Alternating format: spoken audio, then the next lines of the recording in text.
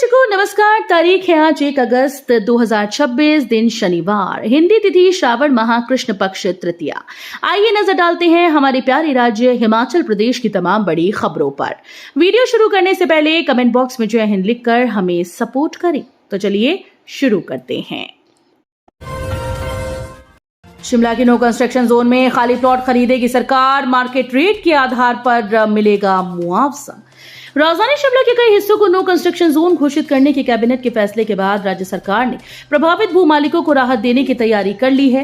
नगर और ग्राम नियोजन विभाग इन क्षेत्रों में स्थित खाली प्लॉट को सरकारी दरों पर खरीदकर भू मालिकों को मुआवजा देगा, ताकि निर्माण पर रोक लगने से उन्हें आर्थिक नुकसान न उठाना पड़े।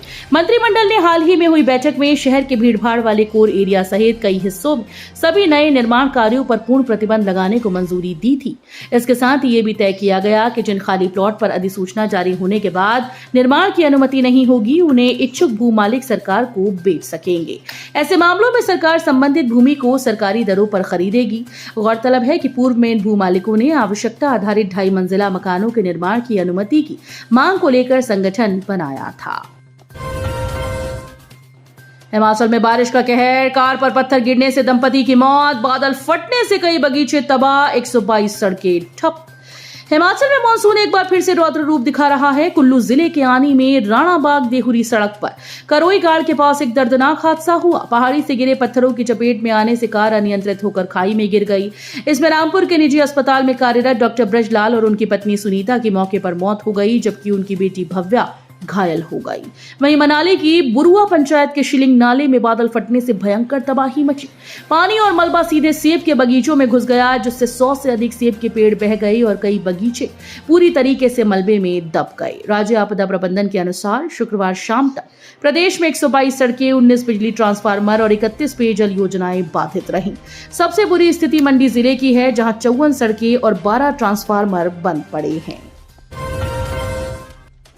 एक्सटेंशन को सरकार की मंजूरी जरूरी, सरकार ने पॉलिसी में संशोधन कर 15 साल तय की संचालन की अवधि। प्रदेश में अलॉट हुई इको टूरिज्म साइट्स के संचालकों को संशोधित पॉलिसी का लाभ कैबिनेट के फैसले पर ही मिल सकेगा। इसके लिए संचालकों को सबसे पहले विभाग के समक्ष इस संबंध में प्रस्ताव प्रस्तुत करने पड़ेंगे। इसके बाद मामला राज्य सरकार के पास भेजा जाएगा। लिहाजा कैबिनेट से हरी झंडी मिलने के उपरांत संचालकों को संशोधित पॉलिसी के तहत साइट्स के संचालन की बड़ी अवधि का लाभ मिल सकेगा। जानकारी के अनुसार राज्य में वन विभाग ने अभी तक 17 इको टूरिज्म साइट्स को 4 चरणों में आवंटित किया है। इसमें विभाग के शिमला सर्कल के 2, कुल्लू और धर्मशाला की 6, रामपुर सर्कल 2 और चंबा की 1 साइट शामिल है। बगाड़ बैंक को दी 20 करोड़ की मदद, बैंक बचवाने के लिए सरकार का बड़ा एक्शन, आरबीआई को भेजा रिवाइवल प्लान। वित्तीय संकट से जूझ रहे बघाट अर्बन कोऑपरेटिव बैंक को बचाने के लिए हिमाचल सरकार ने बड़ा कदम उठाया। सरकार ने बैंक के लिए रिवाइवल प्लान तैयार कर भारतीय रिजर्व बैंक को भेज दिया है। जानकारी के अनुसार इस योजना के तहत सरकार ने बैंक को 20 करोड़ रुपए की वित्तीय सहायता प्रदान की। सहायक पंजीयक की अदालत से 100 से अधिक डिफॉल्टर्स की गिरफ्तारी वारंट जारी किए जा चुके हैं, जबकि आने वाले दिनों में यह संख्या 250 से अधिक पहुंच सकती है। धर्मशाला कॉलेज के कॉमर्स ब्लॉक में एक साथ मिले 20 जहरीले सांप। राजकीय स्नातकोत्तर कॉलेज धर्मशाला परिसर में शुक्रवार को एक साथ 20 रस्सल वाइपर घोड़ा सांप निकलने से अफरा तफरी का माहौल बन गया। कॉलेज प्रशासन की सूचना पर वन विभाग की रेस्क्यू टीम अजय के नेतृत्व में मौके पर पहुंची और सावधानी पूर्वक सांपों के झुंड को पकड़कर सुरक्षित प्राकृतिक आवास में छोड़ दिया गया। धर्मशाला कॉलेज में कॉमर्स ब्लॉक में ओल्ड हॉल के साथ स्थित फिजिकल एजुकेशन विभाग के पास से सांपों को रेस्क्यू किया गया। यहाँ करीब 20 रस्सल वाइपर थे, जिनमें एक मादा जबकि अन्य उसके बच्चे बताए जा रहे हैं। समय रहते सांपों को सुरक्षित पकड़ लिए जाने से किसी प्रकार की अप्रिय घटना नहीं हुई। रसेल वाइपर भारत के सबसे विषैले सांपों में से एक माना जाता है। इसके काटने पर तत्काल उपचार न मिलने की स्थिति में पीड़ित की जान को गंभीर खतरा हो सकता है। विशेषज्ञों के अनुसार इसके विष का असर रक्त के थक्के बनने की प्रक्रिया और शरीर के महत्वपूर्ण अंगों पर पड़ता है, इसलिए इसके काटने पर बिना देरी किए नजदीकी अस्पताल पहुंचना चाहिए। महिला कांस्टेबल पर कथित आपत्तिजनक टिप्पणी मामले में गायक गोपी जैक्स के खिलाफ एफआईआर दर्ज। जिला पुलिस शिमला ने महिला कांस्टेबल के संबंध में कथित आपत्तिजनक और अपमानजनक टिप्पणी किए जाने के मामले में गोपी जैक्स के खिलाफ एफआईआर दर्ज की। पुलिस के अनुसार महिला कांस्टेबल दीपिका ठाकुर की शिकायत के आधार पर महिला पुलिस थाना बीसीएस में भारतीय न्याय संहिता की विभिन्न धाराओं के तहत मामला दर्ज कर जांच शुरू कर दी गई। शिकायत में आरोप लगाया गया कि एक प्रेस वार्ता के दौरान गोपी जैक्स ने महिला कांस्टेबल के संबंध में सार्वजनिक रूप से आपत्तिजनक और अपमानजनक टिप्पणियां की। कंगना रनौत के गटर छाप वाले बयान पर गरमाई सियासत, मंत्री विक्रमादित्य सिंह ने किया तीखा पलटवार। मंडी के भाजपा सांसद कंगना रनौत के द्वारा नई पीढ़ी के युवाओं जेनजी को लेकर की गई विवादित टिप्पणी के बाद अब हिमाचल प्रदेश में सियासत गर्मा गई है। प्रदेश के लोक निर्माण विभाग मंत्री विक्रमादित्य सिंह ने कंगना पर तीखा जबानी हमला बोलते हुए उनके बयानों को देश के युवाओं का घोर अपमान करार दिया।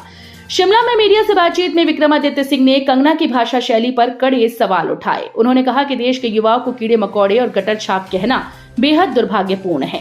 मंत्री ने तंज कसते हुए पूछा कि कंगना आखिर ऐसे शब्द कहां से लाती हैं? क्या उन्हें ये शब्द व्हाट्सएप के जरिए मिलते हैं? विक्रमादित्य ने भाजपा को भी कटघरे में खड़ा करते हुए याद दिलाया कि जिन लोगों को कंगना गटर छाप बता रही है उन्हीं के साथ भाजपा के राष्ट्रीय अध्यक्ष और केंद्रीय मंत्री जेपी नड्डा प्रेस वार्ताएं करते नजर आते हैं। मां छोड़कर चली गई, पिता जेल में, 3 बच्चों को मिला बाल संरक्षण का सहारा। परिवार बिखरने के बाद असहाय हुए 3 मासूम बच्चों के लिए जिला बाल संरक्षण इकाई ऊना और बाल कल्याण समिति ऊना सहारा बनकर सामने आए। मां के बच्चों को छोड़कर चले जाने और पिता के पॉक्सो अधिनियम के तहत न्यायिक हिरासत में होने के चलते तीनों बच्चे संरक्षण से वंचित हो गए थे। ऐसे में बाल कल्याण समिति ने बच्चों के सर्वोत्तम हित को ध्यान में रखते हुए उनके सुरक्षित भविष्य के लिए तत्काल आवश्यक कदम उठाए। हिमाचल के चंबा में चला बड़ा हादसा, चलती बस में उठा धुआं तो मची अफरा तफरी, बाल बाल बचे 30 यात्री। हिमाचल के चंबा जिले में मानसून के मौसम के साथ ही हादसों और तकनीकी गड़बड़ियों का दौर थमने का नाम नहीं ले रहा। शुक्रवार 31 जुलाई 2026 को चंबा जिले में 2 अलग अलग घटनाओं ने लोगों को सहमा दिया।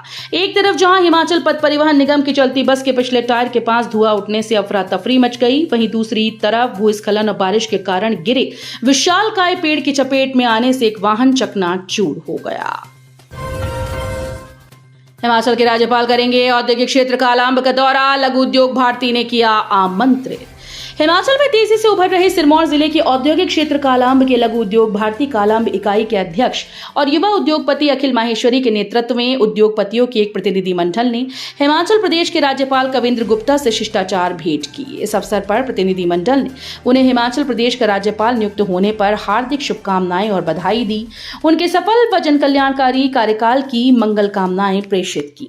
बैठक के दौरान प्रतिनिधि मंडल ने कालांब औद्योगिक क्षेत्र के विकास, उद्योगों से जुड़े विभिन्न विषयों और क्षेत्र की प्रमुख समस्याओं से राज्यपाल को विस्तार पूर्वक अवगत कराया। नगर निगम के बाद कसौली एसडीएम कार्यालय और डगशाई पब्लिक स्कूल को बम से उड़ाने की धमकी। सोलन जिले में शुक्रवार को उस वक्त हड़कंप मच गया जब नगर निगम सोलन कार्यालय के बाद कसौली के एसडीएम कार्यालय और डगशाई पब्लिक स्कूल को भी धमकी भरे ईमेल प्राप्त होने की सूचना सामने आई। सूचना मिलते ही पुलिस और प्रशासन हरकत में आ गया और तीनों स्थानों पर सुरक्षा कड़ी कर दी गई। हिमाचल में पीजीटी के 3,378 पद खाली, सबसे ज्यादा रिक्तियां कांगड़ा में आरटीआई से हुआ खुलासा। हिमाचल प्रदेश के सरकारी स्कूल में पोस्ट ग्रेजुएट टीचर के कुल 3,378 पद रिक्त हैं। एक आरटीआई के तहत प्राप्त जानकारी में इसका खुलासा हुआ। इसमें रिक्त पदों का ब्यौरा जिला और विषयवार जारी किया गया है, जिससे प्रदेश के स्कूल्स में शिक्षकों की कमी की तस्वीर सामने आई है। ऊना में अंतर्राज्यीय नशा तस्कर गिरोह का पर्दाफाश, 4.52 क्विंटल चूरा पोस्त के साथ पंजाब के 2 तस्कर गिरफ्तार। हिमाचल प्रदेश में नशे के खिलाफ चलाए जा रहे अभियान के तहत ऊना जिला पुलिस ने एक बड़ी कामयाबी हासिल की।